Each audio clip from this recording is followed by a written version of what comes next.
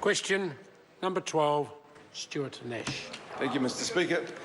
To the Minister of Police, is there any link between the increase in crime and the decline in police numbers in the past year?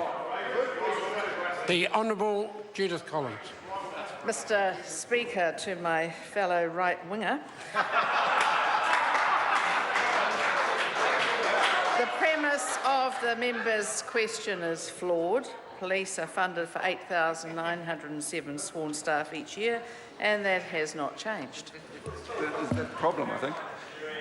Supplementary, Mr. Supplementary question, Stuart Nash. Can she confirm that her government has failed on John Key's 2008 promise to maintain a 1 to 500 ratio for police to population, and has in fact worsened? The Honourable Judith Collins. Not really, Mr. Speaker, when you consider that we've got the equivalent of 350 police officers from the electronic assistance mobility program that we funded for police, the fact that police now have tasers, they now have firearms and lockboxes in their cars, they now have stab-resistant body armour, new ballistic body armour, enhanced pepper spray, automatic name number plate recognition, boots for all the staff, and sponge rounds for Armed Defender Squad, none of which, of course, was funded by a previous Labour government. Supplementary. Order. Supplementary question, Stuart Nash.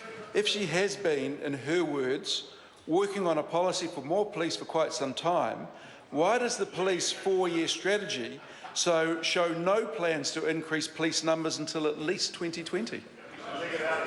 The Honourable Judith Collins. Well, as I could have said to Mr Leggett the other day, when at the police college in Porirua, this is police 4-year plans are police 4-year plans. They're not the government necessarily 4-year plans. Supplementary. Order. Order. Supplementary question, Stuart Nash. Did the Minister sign off on that police 4-year plan? The Honourable Judith Collins. Most likely at the time, but of course things have moved on. Supplementary. Supplementary question, Stuart Nash. Why has she said for months that funding and resources are sufficient and dismissed everyone, including the Police Association, that challenged this, when clearly this is not the case? The Honourable Judith Collins. Mr Speaker, I think I've made it very clear that at the moment it is all right, but the trouble is that we are looking to the future, and we're looking to the fact that so many New Zealanders now come back from overseas, the population's rising because of it, and we're no longer losing 40,000 Kiwis every year as we did under a previous government. Supplementary. Supplementary question, Stuart Nash. What has made the Minister change her mind on police numbers between May, when she signed off on the police's 4-year plan, and today? The Honourable Judith Collins. Mr Speaker, looking to the future. Just like November. We move. Order. Order. Supplementary question. Order. Order. Supplementary question, Darroch. Thank you, sir. To the Minister. Is she aware that raw frontline police data shows that in 2008, police attended 240,000 confirmed offences, compared with 2015, where they attended 280,000 confirmed offences? And how is that, in her and Bill English's and now the Prime Minister's own words, a reduction in crime?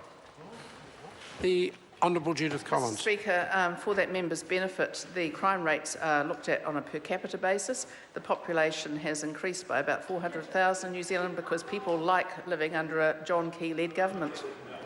Supplementary. Supplementary question, Darroch Ball. Is she aware that those numbers of confirmed offences were provided to me by her office through answers to written questions, just 1 week after she told this House that she stood by her advice that the crime numbers were down? The Honourable Judith Collins. Mr Speaker, I'm very pleased that my office is giving the member assistance, and I'm sure that next time they'll tell him that the crime stats actually worked on a per capita basis, not just on the bald figures. We move now to questions to members. Question number 1, in the name of Phil Twice.